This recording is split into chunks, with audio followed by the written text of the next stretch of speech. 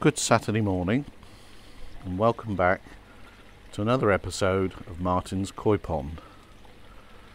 And just like to point out that this is a re-recording because I recorded this earlier and the video was corrupted, so when I came to edit, this intro video didn't work properly.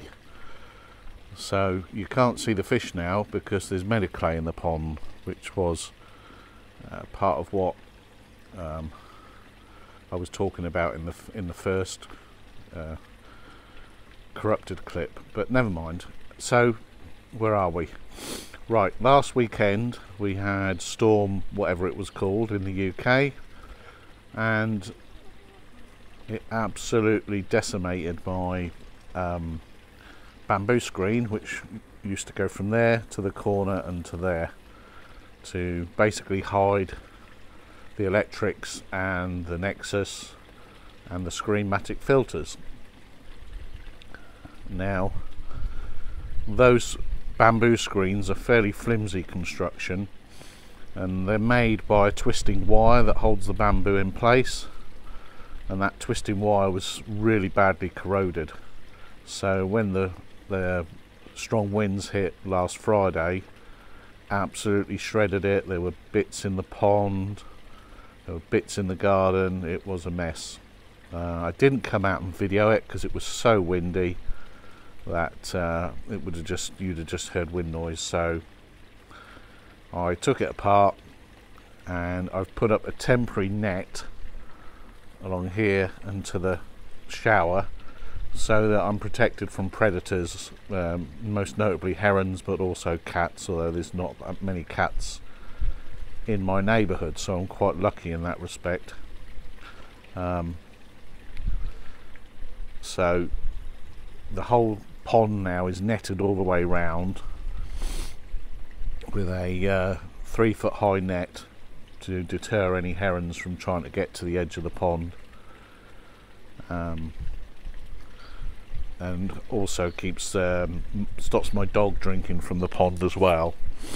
Although at some point when the koi are all of a big size, I'm gonna take that net down.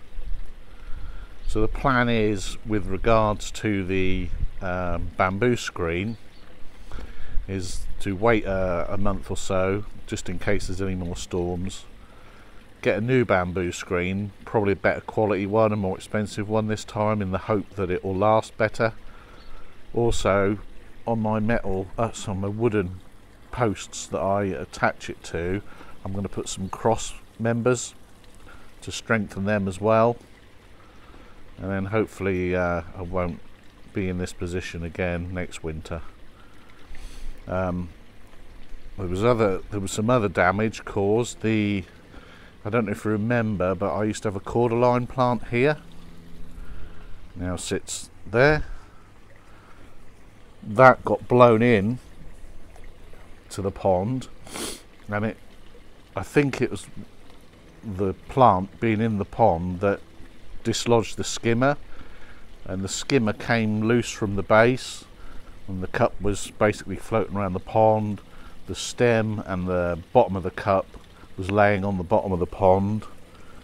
So last Sunday I had to get the waders on, get in the pond and put all that back together, which in 8 degrees water is not much fun, I can tell you, but it's done. Now, something that's been going on in the pond this last week is it's starting to create a little bit of foam. Now, I've not had any foam since last spring, so I'm kind of wondering if it's something to do with the days lengthening, algae becoming more active in the pond, or it could be because I've turned my central bottom drain air off and the UV off to save some energy over the winter. But I'm not feeding much, so I don't think it's a food situation. I don't think it's that causing the foam. I've got a feeling it's something to do with The night's drawing out. It's light now until gone 6 p.m. and I think that's what's causing the little bit of foam that I'm getting. I'm just getting it overnight. I'm not getting it during the day, and the skimmer is picking it all up. You can probably make out little spots of foam on the surface of the pond. But anyway, in this video I'm going to be mediclaying the pond, which you can already see I've done, adding some bicarb, doing a bit of filter maintenance, and that's about it really. So catch you in the next clip. Right, just thought I'd show you the filters. They're running well. You can see I've got plenty of movement in my moving bed, and 100 litres of K1 in there. So it's doing a great job of biologically filtering the pond. Obviously in the Easy I've got the tiny K Plus media, and that is the mechanical part of this filtration. Got the top off the Screenmatic. Now you can see that some food has obviously gone down the skimmer and made its way into the Screenmatic, and when the waste hits the sensor, it moves the screen on and the muck ends up here getting scraped out. So that's working fine. Now you will see this light is flashing red and green, which says check sensor, but I've checked the sensor, it's fully clean, and one reason that light does that is if the sensor hasn't moved the screen forward in 24 hours. And I think that's what's been going on for the last month or so with this, because the screen is moving on, it is cleaning the muck off the screen, but there's so little muck coming through here at the minute. I mean, that is 2 weeks since I last cleaned that. Well, that's nothing, is it, for 2 weeks in the koi pond? So there's very little going down the skimmer at the minute, which means this screen isn't getting rotated very often, and that's what's causing that light to flash green and red. So that's the filtration. I cleaned this, the sponges out on this 2 weeks ago when I cleaned that and cleaned the actual screen. So it is working fine despite that red and green flashing light. The Mind Your Own Business is growing well on the shower. It seems to have overwintered okay, so hopefully that will really take off in the spring. This is my temporary fencing to stop cats and herons getting to the edge of the pond, and then there's a bit of netting here, so the actual whole perimeter of the pond is protected. A little view of the fish. Mega looking awesome as usual.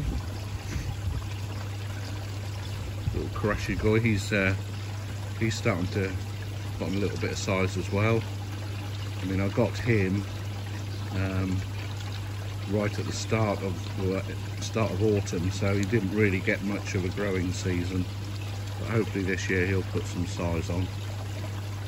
There's that Makashi there, and my son's here, look, and we've got 2 dogs today, and they're having a nice play in the garden. So anyway, catch you in a bit when we do the mediclay. The Easy is boiling away, so we've had a lot of rain in the last fortnight. So I'm going to put a mug of bicarb into my pond, and how I do that is I put it in the moving bed side of the Easy, of the Nexus, and then once I've finished doing the cleaning of the Nexus,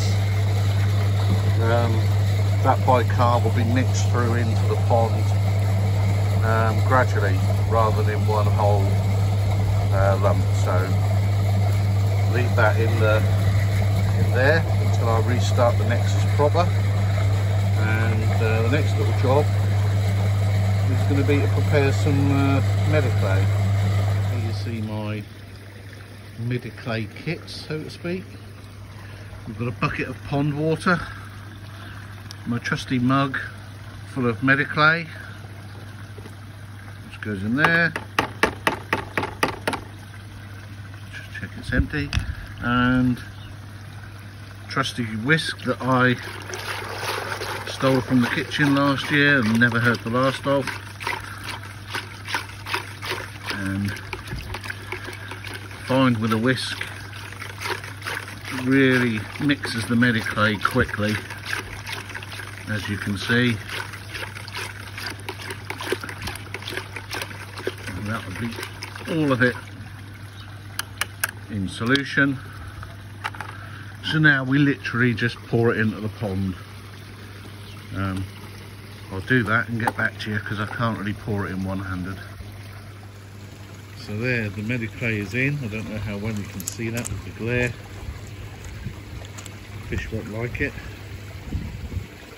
All huddling over in that corner at the minute. They're thinking, what the heck is that? But that'll soon do its job and settle out, and the pond will be nice and crystal clear again, probably by tomorrow. And the easy pod will trap a lot of it, but it'll still add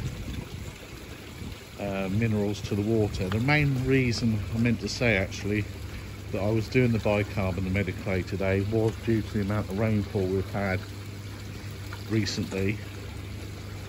And I haven't checked the pH. Funny enough, I should have done before I did it. So that's a bit of a rookie error. But don't want my pH dropping below 7 again like it did earlier in the winter. So we'll perhaps do a pH test tomorrow just to check it's okay. The Nexus is now back up and running. Haven't had it clean. The lid's back on the Screenmatic, so all my pond jobs are done, other than I've got to top up the water that I lost by cleaning out the Nexus, and I've got 200 litres of prepared RO water to put in. So on that note, I will end this video and I'll catch you in the next one.